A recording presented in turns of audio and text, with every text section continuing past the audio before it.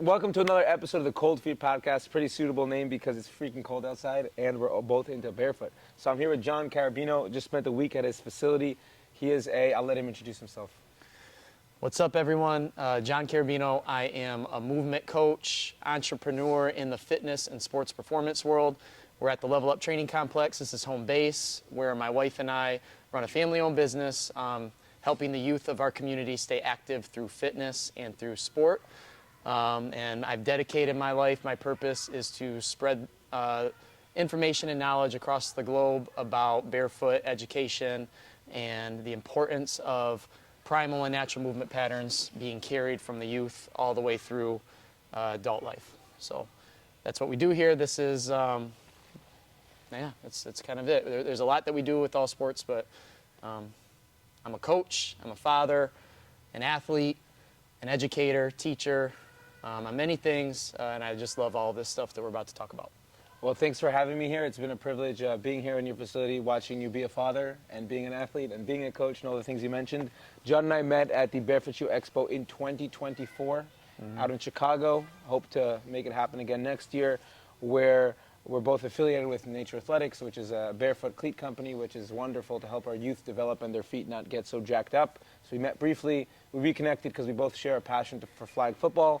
I'm out there trying to help bring, I'm the head strength and conditioning coach of flag football in Israel, and I'm trying to bring my athletes ranging from the kids 12 years old all the way up to the adults, both men and women, to get into the qualifier for the Olympics. We have our qualifier this year, top 3 hit the Olympics. It'll be the first time flag football is in the Olympics.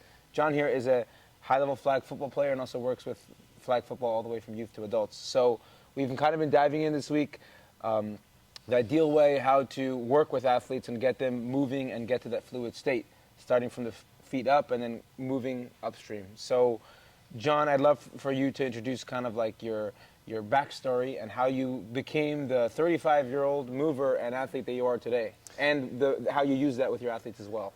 Yeah, just a lot of growth.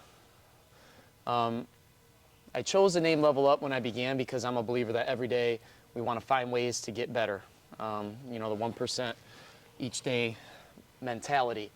And I think that I was very inspired with the concept of LTAD, which is long-term athletic development. Early on in my coaching career, I got involved with the International Strength and Conditioning Association for Youth, the IYCA, International Youth Strength and Conditioning Association, and just a big emphasis on how can we keep the kids healthy long-term, with all of the early specialization that goes on, and all of the kind of push for kids to, get great at one sport, dial in, play it year-round, has led to catastrophic injuries happening in the later term of the athlete's career. So a lot of coaches chase early wins, they chase all of the tournament rings and medals, and there's been a big lack of focus on the athletic development, full picture, dialing deeply into even what's going on at the foot level. So that's kind of the standard of what we try to do here is educate parents, educate families, educate the athletes so that they can continue to develop long-term, and we kind of intermingle that with sports performance offerings, competitive play, educational camps and clinics, open play, and really just allowing the kids to play is a big thing. So something I ask all my podcast guests, because I would say 99% of my podcast guests are usually in like the barefoot world. So I always ask them, what is your barefoot journey? Now the barefoot journey can be anything, but usually it refers to how did you taking your shoes off and starting on this foot health journey lead to impact your physical and emotional, spiritual, and health well-being for both you as a coach and an athlete and a father? Yeah, sure. And started with catastrophic injuries. So I was a 16-year-old athlete, had a contact injury, ruined the entire year of sports for me. Football, basketball, track and field, all impacted all of the days that I missed being able to play around with my friends and have fun as a high school student. Junior year of high school, lost it all, snapped and broke in half my tibia, or my fibula, and kind of dislocated and tore every tendon and ligament in my ankle. So it was a big learning thing for me. Having that feeling of, I can't be out there with my friends competing. I can't be doing the things that I love so much. So early on, as a young man, I started to learn those types of hard lessons. It carried on with me into my collegiate football, where consistently I would work really, really hard, be a leader in the weight room, conditioning, push myself, off-season workouts on my own. I understand the importance of getting better, and always had a lot of drive, but I would find myself getting disappointed with nagging injuries, whether it was a hamstring, a sprained ankle, or just a tweak, or just general aches and pains. Being a college student on that grind of weight room, school, classroom, film study, your job. You had to have. I worked at the library for a while, where I had to sit at the desk all day, and then going out and being asked to go to practice and go from 0 to 100. A lot of my day-to-day life didn't match what I was being asked and what I was doing when I was actually playing the sport. So dealt with so many injuries, and it really inspired me to go down a path for myself to find the answers. What are causing the answers? An injury would happen to me, I would do the standard stem, ice, stretch, some of the correctives, but really it was never narrowing down what is causing the injury, why is it happening. Never once in my career was my gait looked at.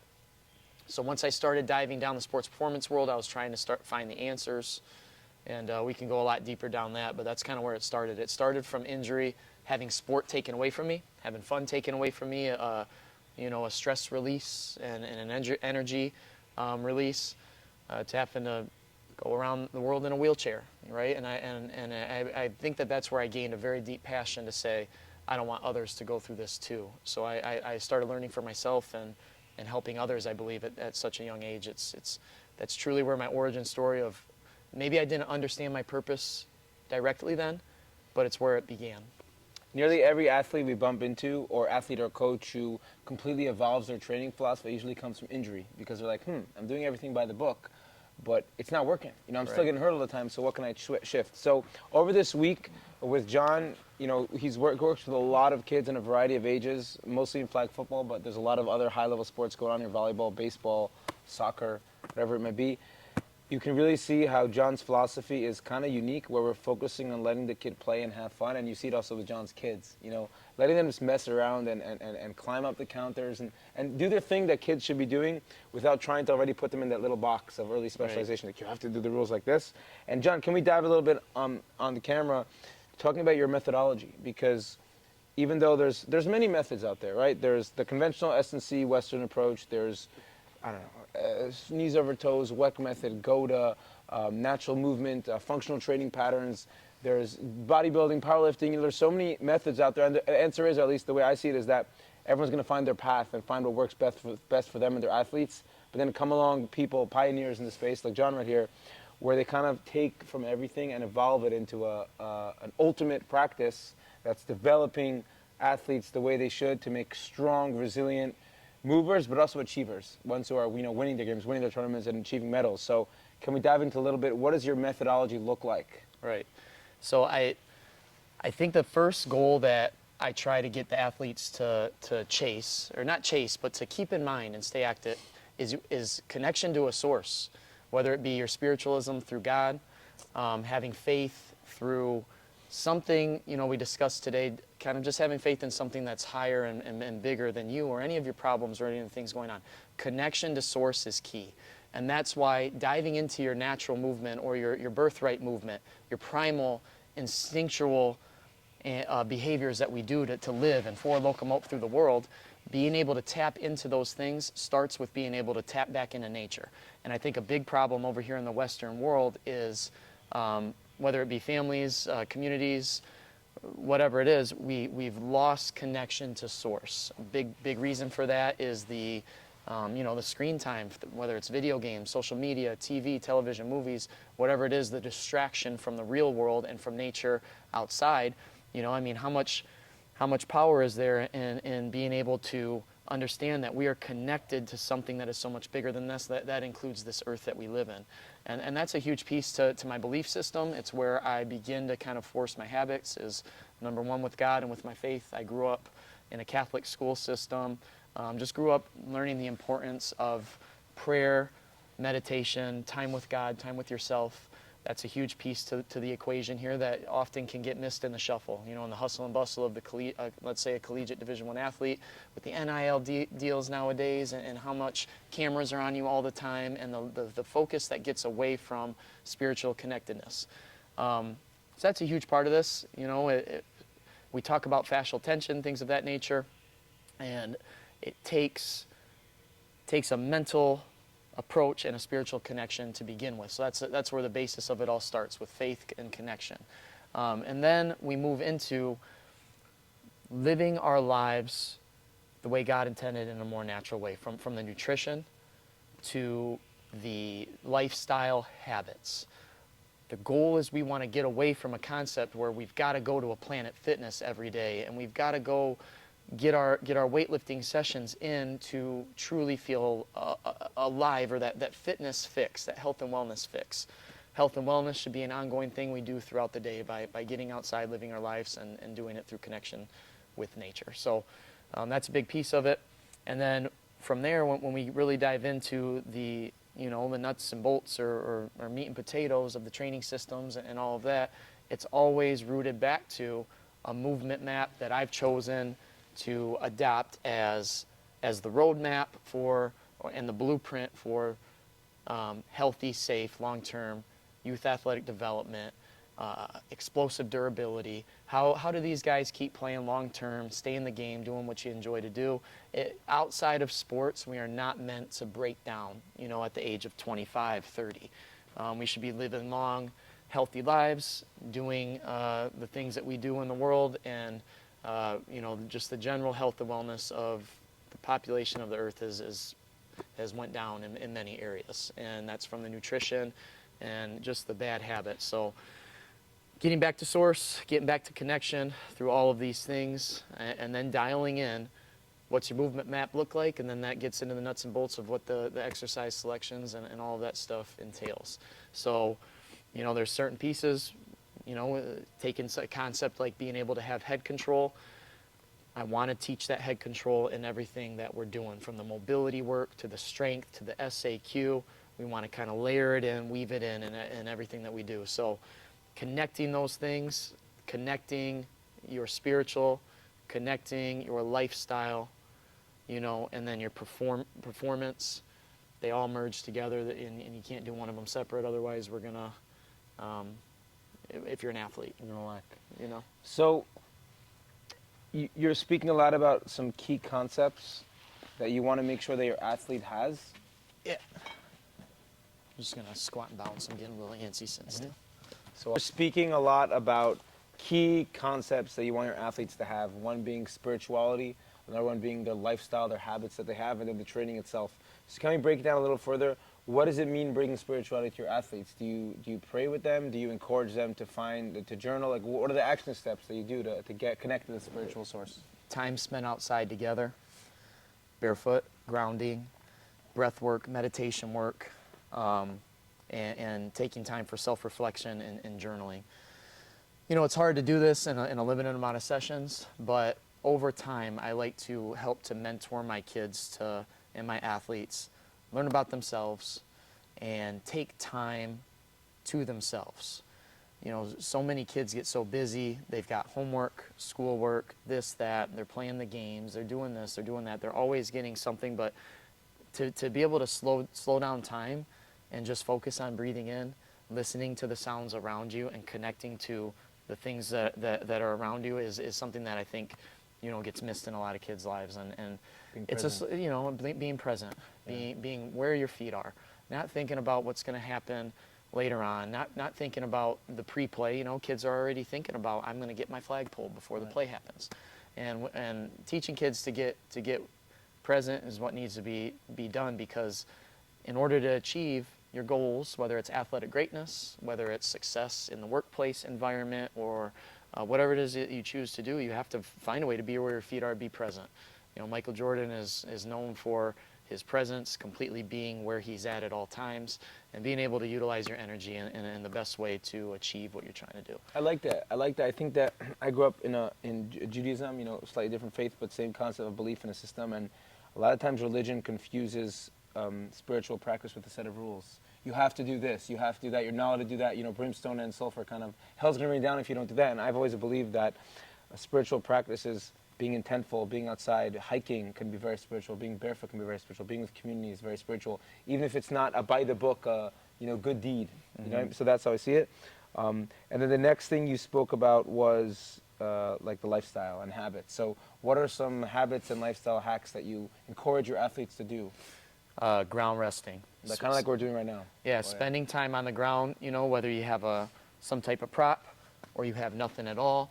Getting closer to the ground is medicine. I teach my athletes that early on. They spend so much time in a chair, from the hopping out of the bed in the morning to in the car on the 10-minute commute, 15-minute commute to school, or the bus route could be an hour long, right? You get to the school and then they're spending another 8 hours sitting in the chairs, moving from classroom to classroom. Get out of the classroom, and if they don't have a practice, they're heading straight home to the video games, to the homework, you know, to the chillin'. And that's why it's so important to teach kids the importance of what that can do to your body as an athlete. If you're a high-functioning performer, you want to be the best, you want to win the games and all the things. You know, the athletes that truly care about getting better, I mean, this is just such for free a life hack to understand the damage that a chair, a lazy boy couch, you know, sleeping in the cushiony beds, and all the time spent not moving and living in the space that we're here for can do to your body. So, you know, education is out there a lot on what a westernized lifestyle versus, you know, more of a Japanese kind of type of lifestyle can do to just foot function, the floating toes. And, you know, I don't know if you saw what Jeff Goff shared about the recent study that was done on floating toes and its connection to baseball youth athletes. But the chair, the lifestyle habits can be improved greatly with awareness. And that's a big thing, is I work to let the kids know and make them aware what is actually happening. You know, that you can see the chair in slow motion footage. We can see the resting postures in the slow motion footage, and we can see what the shoes do to the feet in slow motion footage. Your feet are the root. It's where everything starts. We got to have a strong foundation. And when we really get to the nitty-gritty of slow motion video study, we can see how the pressure mapping and everything from the foot to the ankle to the hip and the fascial connection from the ground up is impacted. So step one is getting the kids closer to the floor. We don't want to always be sitting in a, you know, I should probably grab a chair. Let me grab this. So many kids are spending their day, you know, slouched and sitting something like this over a desk or a phone or whatever it is, and getting back to the ground, getting back to the full ranges of motion, to the alignment, you know, having good alignment is a huge part of the equation. So I hope that answers I don't know if that answers your question. I don't know where we started. What was it again? I kind of forgot. Well, it's not really a question. It's more just, what is the practices that you do to help the kids implement the more lifestyle changes, which is what you said. You spoke about ground sitting, you spoke about footwear. Right. Which is and then the barefoot time. You know, you'd be surprised how many kids, you know, I take outside and maybe I have them run back and forth for 5 minutes barefoot, have not done that. You know, they haven't even thought to run a sprint barefoot outside in 50-degree weather. It just doesn't even register. So getting the kids to see the power, and that's a big part of my program, is I bring a lot of students in that are, you know, they're running around all day wearing LeBron James basketball shoes, you know, because he's all cool. So now they got these clunky shoes on, and they're at school, and they're running around, and they're playing, and they're doing all of these things. And what I try to do is build confidence and show that, especially the youth athletes, before the dysfunction has really set in, to show them how powerful they are already. You know, whether they have pristine, you know, top-notch movement or not, God made us how he made us. He made us strong. He made us able to navigate this terrain and the world that we live in. He gave us the tools that we need, right? And we just got to use them correctly. It got messed up along the way, from McDonald's and Roblox and all the things, you know, and LeBron James shoes. Absolutely. I'm an MJ fan. MJ, like, are you MJ or LeBron? Which one? MJ. MJ, let's go. Michael Jordan. Let's get it. Okay. Hey, one of the goats. Okay, so we got the lifestyle down. We got the spiritual practice down. And now we're going to go what you call the meat and potatoes. I like that. Meat and potatoes and all kind of beans. I'm gonna jump from the youth world to a second to the adult world, because a lot of our listeners are adult athletes. And I want them to really all my athletes already, they're going barefoot. They're warming up barefoot. They're bought in. They're changing their lifestyle. A lot of them are, Jewish. They're people of faith. We have prayers before our games usually, especially if we have a game after Friday night prayers. Now we're going to go into the nitty gritty. So we go into the gym or the movement lab, whatever it is, the field. Take us through a session for adult athletes. Let's say they've trained, they're strong, they're fast, but they may not be the best movers. What is it going to look like? We enter the gym and we're moving right away. Sometimes we're coming in the gym and we're doing some form of playing back and forth, running back and forth. We're hitting the agility ladders, we're crawling, animal movements, decompressing. We're getting to the ground right away in the morning. Decompression is the key. The body gets compressed, it gets locked up. Everybody thinks of the spine, but really it's everything all the way down to the feet. The shoes that we wear, the socks that we wear can compress, lock up those feet. And the goal is let's decompress the whole system. Create a rhythm, create a flow, connect, get the CNS fired up, get the body primed up.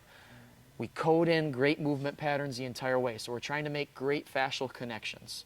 And then as we get into, the meat and potatoes of the workout, all strength selections are going to be chosen in a way that's going to honor foot control, head control, posterior activation, and then the fluid loading, coiling, the shapes, the spirals that we see in the slow motion video.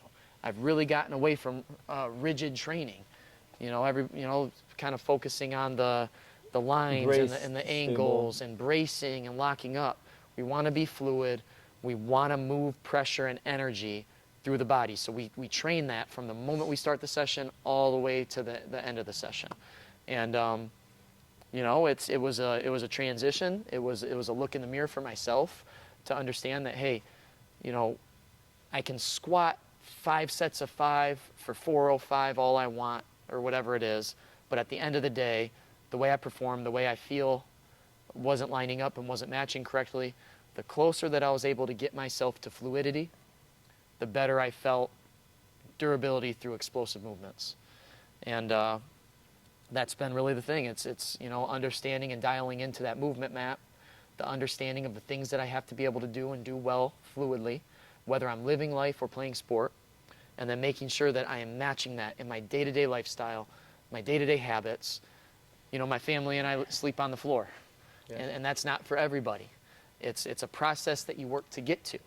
But it took me understanding that my, at the time, $3,000 some bed that we got ourselves for our family, thinking that it was going to be a good thing for longevity of health, was actually leading to complete misalignment of my back, my hips, and all of the things. And slowly getting back to the ground over time, I was able to build myself up truly from the roots, from the dirt, into a confident 35-year-old athlete. I'm confident in my abilities. I spent a lot of my career lacking the true confidence that I desired to have because my body just would not correspond. It sounds quite out there if you've never heard of the concept of grounded living, but if you think about the actions of sleeping on the floor. So first of all, sleeping on the floor usually involves either actual floor sleeping or some sort of thin mattress, just so it's a little bit more comfortable. Some people the same thing with shoes. You may have a hard time transitioning completely to the hard floor. Even cultures that do sleep on the floor, they usually sleep on a thin mat or some sort of straw mat, something that gives a little bit of just cushion. But the goal isn't comfort. The goal is texture. The same thing that you'd want your feet to be able to touch the rocks and touch the ground. If your body's always in this soft cushion, then the tissues and fascia get used to soft texture, and they never adapt to different surfaces. And then the other beauty of sleeping on the floor is that every time you get up from the bed, you're doing a full squat. Now, if you think of your grandma out there who fell or can barely walk, or grandpa or old loved one that you care for, the reason why they fall is because they lose their ability to control their body in space. Right. Or they fall and then can't get back up. If you, every single morning, until the age of 100, you're getting up from the bed, you're not going to lose that mobility. And I don't have to go to the gym and then do 100 squats to gain the ability to stand up from the floor.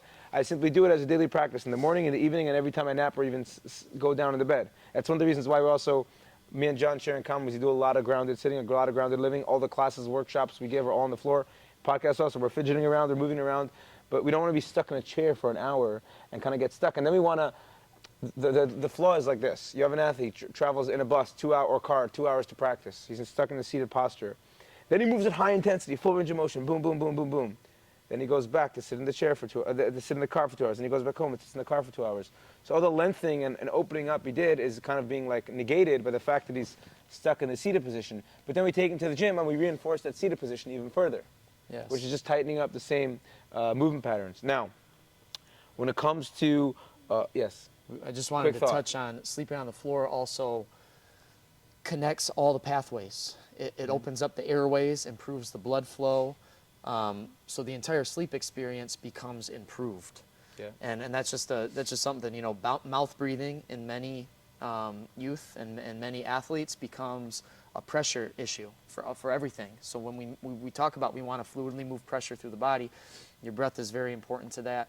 And you know, I'm by no means a breath work guru, but I do understand that if I sleep on the floor, it's going to allow me to breathe better. So there's so many benefits, and I just want to kind of go down that route a little bit because, you know, a big message I want to give the parents of the world, and especially, you know, of our Level Up training community, the sports parents of our complex here, is that, man, you know, I don't want to tell everybody how to live, and I'm not trying to take the role of parent in every household, but man, I appreciate the fact that I was able to learn the easy things that I can do within my life, from the barefoot shoes to the time spent outside barefoot in the sun, to the sleeping on the floor, the eating on the floor, the understanding that it's okay to allow a kid to jump off a couch, you know, and over again, do a little crazy things. I've just learned so much along the way, you know, from the you know, taking power to grow your own garden and have some chickens. And not to rely on, I need to eat McDonald's every single day, you know, to get that. Between your game 1 and game 2. Especially between your, in the middle of a tournament, you know, because, you know, and it's just, I don't know why I went down that path, but it's a process, guys. You can't do it all at once. Yeah. If you eat Small McDonald's, sit in a lazy boy chair, play video games 2 hours every night, and if you love to wear your big old fluffy shoes every day, but you also love football, you know, though all of those things aren't going to align to your best self and your most fluid, natural, best self to play the game. And you're going to have to deal with some aches and pains. Now it's a process of, over time, what's worth it to you to eliminate, you know? Some people might not be able to get rid of the shoes, but maybe they'll start training in some barefoot What's shoes. one small action step you can take today and carry it over to your life and watch the big carrier? The way I see it is that I've always looked at training as maybe 30 to 90 minutes of your day. Right. And then maybe if you play sports, so maybe an hour or two a day. The other 20 to 22 hours are going to severely affect your ability. So we've gotten caught up in this facade of, as I said before, I go to the car, I go to the gym, I walk on the treadmill instead of walking to the gym. I do my machines, my chest press, my shoulder press, my leg press, my this press, my that press. Notice everything's a press, right? One range of motion. Press, push, right? bend, extend, flexion, Okay. extension. And then I go back, and that's it. I checked off training. I look nice and jacked. I'm healthy. But no, sir, you are not. And it's really about the other 22 hours you do in a day. And it's not like for those out there who are not familiar with this lifestyle, this can sound very like hippie trippy and weird. But it's not about hippie trippy and weird. It's about optimizing health, performance, longevity, and spirit. And if you do all these actions, you are truly, it's low-hanging fruit. Because for me to work out, that's hard. I have to wake up early. I have to go to the gym. I have to grind. I have to push. Holding isometric, pushing a heavy lift, it's hard. Sprinting is hard. You're gassed. Why would I leave my comfort zone like that? But taking your shoes off at home and walking around barefoot, it's not that hard. For some people, it may be hard. For some people, it may be a difficult transition, and it may take time for them. That's okay. My grandma took me a few years for me to transition her to completely barefoot. But there is space to do these small things, which you may as well get that low-hanging fruit if you can. Switch out your shoes for wider toe box, zero-drop shoes, and boom, you just hack your life, and you don't even have to put in that much effort. You just have to kind of like walk in them instead of regular shoes. Right. Now, with all this being said, I want to bring up some questions I've kind of had across this week. Really Yes. quick, should we check the camera just Sure, because yeah. so many... So quick decompression, because, you know, as being two ADHD people, it's difficult for us to sit on the floor for that long. So, commercial break, sponsored by Level Up Trading, Monroe Complex. Send your kid to flag football now and help him unlock his health and performance. And the Beano method launching January 1st. Ignore the chimpanzee behind me. Just getting some natural movement. Okay, he's ready. He's ready to play flag. Let's go. Okay, so getting into some obstacles I've had, and this is obstacles that my athletes have. This is stuff I've brought up to you this week. So we didn't really go into the meat and potatoes of the training itself, but we're getting like the kind of thing. We're trying to make sure our training carries over to the field as much as possible, and that's going to be individualized to the athlete, the age, wherever they're holding. Now, the obstacles we have is that a lot of athletes love conventional strength and conditioning because they're used to it. They're used to lifting heavy, they're used to pushing heavy, and they believe that these methodologies of like benching heavy and squat, once again, when I say heavy, it's not that I'm demonizing heavy. Me and you work hard. We lift heavy weights. We push ourselves. We move weights. We move heavy shit. Can I do that? We move heavy stuff. And that's encouraged. I'm not demonizing load in any manner. I think load is important, and it's a tool in our tool belt to make us be able to produce force better. But athletic training has turned into where the main part of the training is just, squatting heavy, deadlifting heavy, pushing heavy, pulling heavy, with very little regard of how that's going to carry over to our sport. And there's two reasons why I think that athletes like that, as an athlete myself. One, it feels hard. And if you're going on that max effort, 3RM, 5RM squat, you feel like you're like making change. You're like, oh, that's hard. I'm going to become a better athlete now. And it could be you will. The second thing is that we all love being muscular. We've all had our stages, and I saw that picture of you where you were looking like Mr. Olympia out in your office, right? So we've had stages where I played tackle football. We were bigger. We were lean. We were, I don't know, leaner, but like body composition wise, we were bigger. We were stronger. Maybe we were physically stronger as well when it comes to just strength. But I think that both of us can say that we're better athletes now.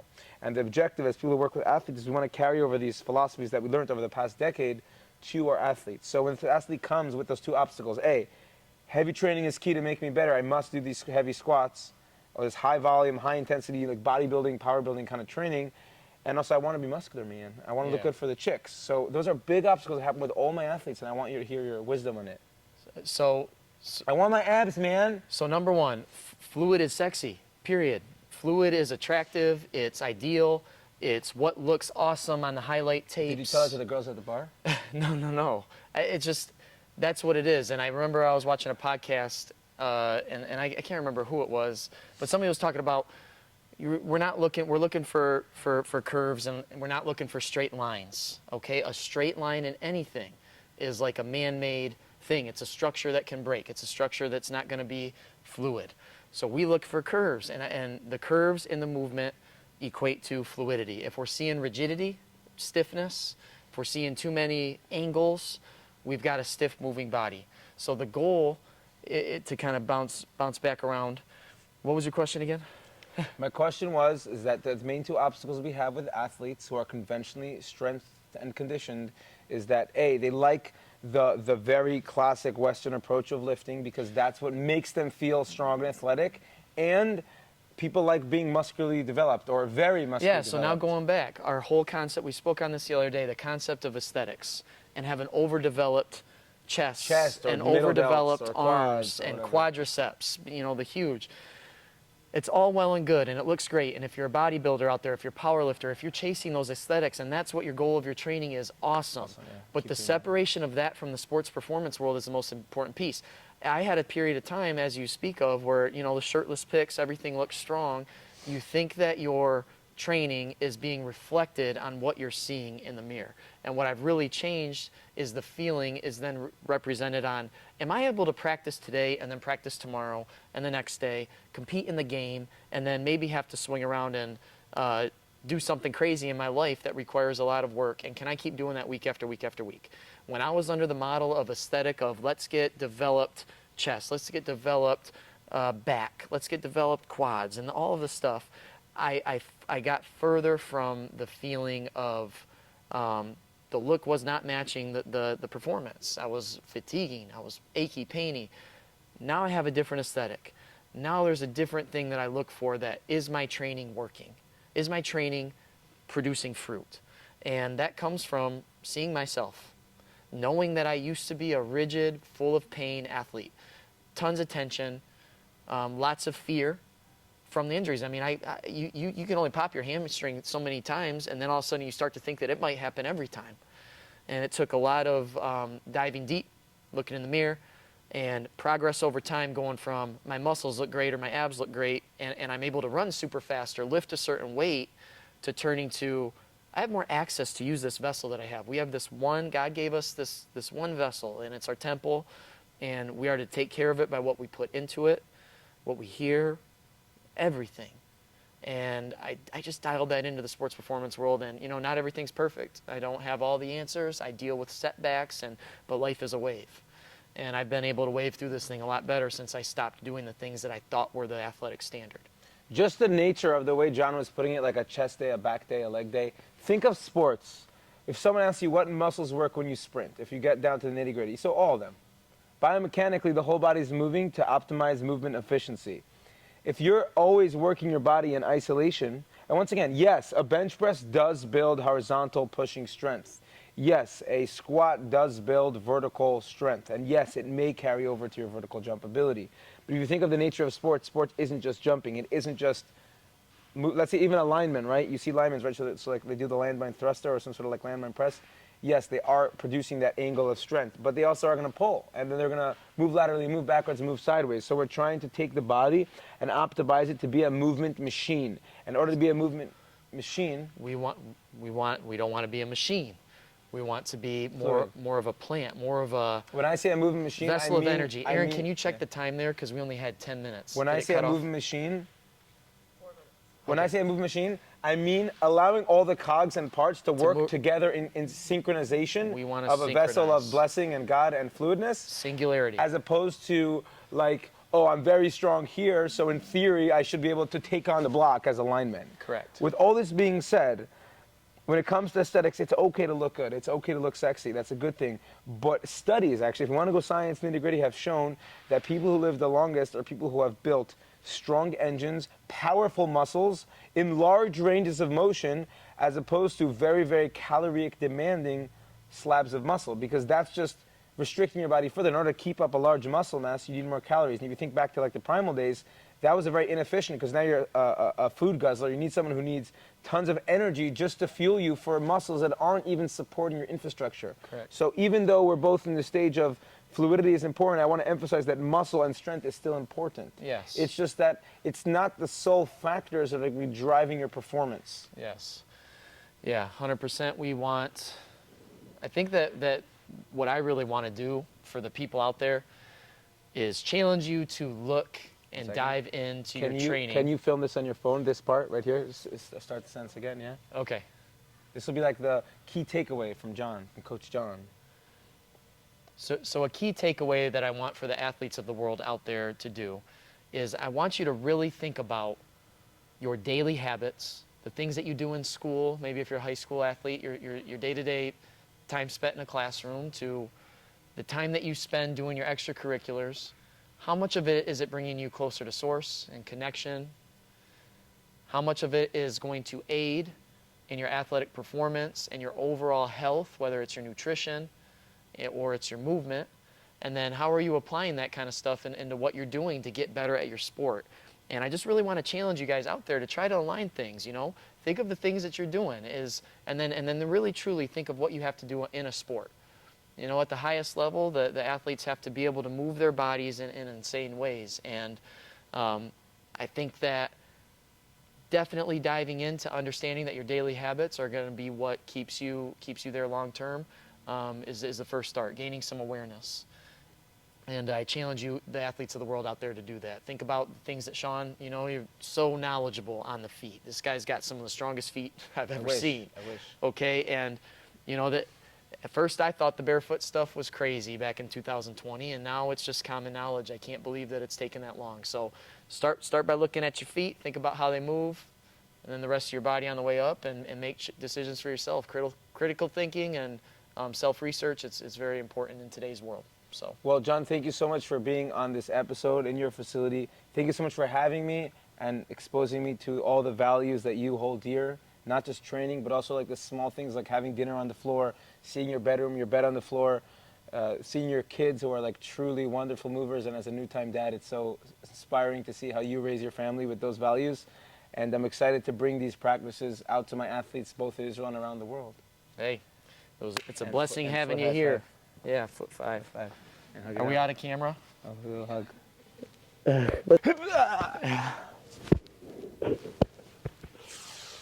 Good stuff.